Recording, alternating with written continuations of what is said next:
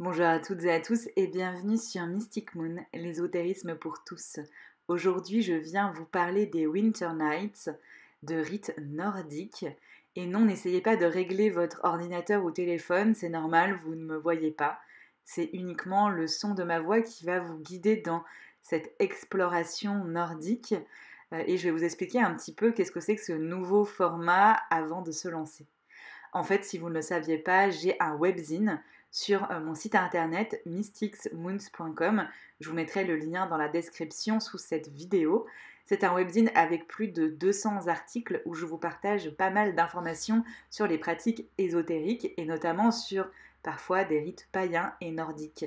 Parce que oui, si vous ne le saviez pas, je vis au nord de la Suède, je suis aussi pratiquante de paganisme nordique et j'ai eu la chance de suivre une initiation à la dévotion à la déesse Freya. Et donc j'avais envie de partager un article sur le webzine autour des Winter Nights, qui est un rite nordique que j'adore, qui se passe peu après pendant la période de fin octobre. Et je me suis dit que ça pouvait être hyper intéressant de vous le proposer également en vocal, en audio. Je vais donc vous lire cet article dans cette vidéo parce que je sais que on n'est pas toutes et tous très à l'aise avec la lecture et aussi parfois on n'a juste pas forcément le temps et que en format audio ça peut être aussi bien pratique. Alors installez-vous tranquillement et laissez-vous porter par le son de ma voix, je vous emmène avec moi. Les Winter Nights, rites païens du Nord. Tous les 31 octobre, de nombreux et nombreuses païens, païennes célèbrent l'intersaison entre l'automne et l'hiver, le sabbat de Samhain. De mon côté, dans le grand nord suédois, nous célébrons à cette même période les Winter Nights, les nuits de l'hiver. Un moment très important du cycle que j'avais envie de vous partager. Cette fête marque le début de l'hiver. Oui, fin octobre, c'est pour nous le début de l'hiver et pas le milieu de l'automne. Il faut savoir que ici, d'un point de vue météo, on observe un automne et un printemps extrêmement rapides, 3 semaines environ. Un été qui dure environ 2 mois et le reste du temps, c'est l'hiver.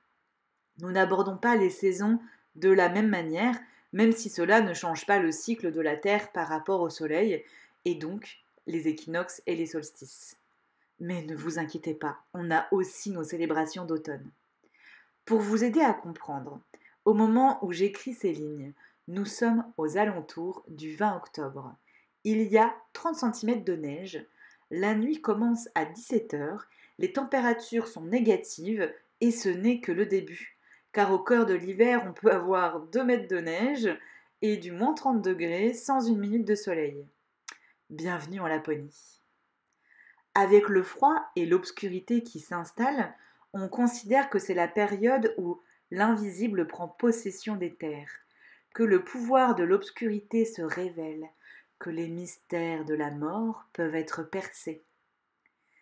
C'est pourquoi des rites sacrificiels avec offrandes sont organisés pour honorer, montrer notre respect, demander de l'aide, nous protéger.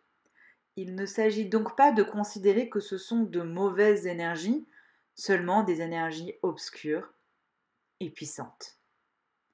Ces rites, pour moi, rappellent l'essence même du paganisme, célébrer le cycle, honorer la vie et la mort, respecter la communauté visible et invisible. On a pu constater que les grands jours de sacrifice, Blot, qui constituent une grande partie des rites nordiques, avaient lieu 28 jours après un solstice ou un équinoxe, et donc la date bouge chaque année. Mais pour simplifier les choses, aujourd'hui il est convenu que les Winter Nights se passent fin octobre et durent 3 jours. On note 3 célébrations dans les survivances du paganisme nordique qui sont très importantes.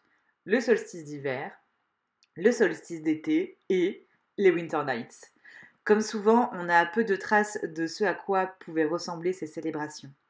Mais nous connaissons quelques grands éléments nous permettant de reconstituer le rite.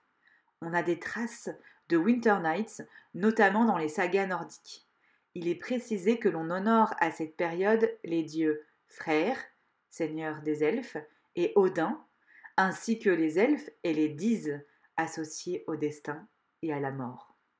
Les elfes et les Diths étaient souvent au centre de cette célébration. Si ce n'est que très peu évoqué pour cette période, c'est aussi un moment pour moi pour célébrer la déesse des mondes souterrains, des morts, elle. Enfin, on retrouve les ancêtres qui font partie intégrante de toutes les célébrations. Ils ont un rôle central en paganisme nordique. Les païens du Nord croyaient généralement que les parents morts avaient le pouvoir d'influencer la fortune ou les malheurs des vivants. Cela avait un rôle sociétal. On renforçait ainsi les liens familiaux, la loyauté. Et c'était aussi l'occasion de partager des exploits épiques de nos ancêtres pour inspirer la nouvelle génération.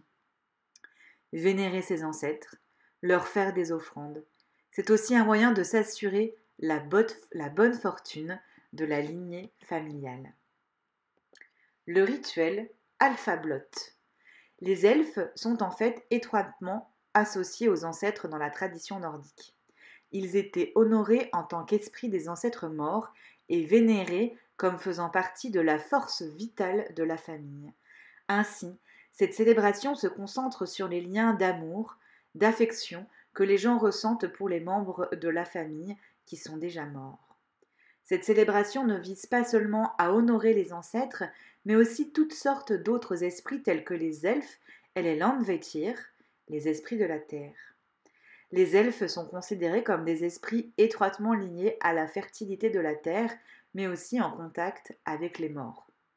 Ils sont une source de pouvoir spirituel et grâce à eux, les gens peuvent communiquer avec les morts et les dieux.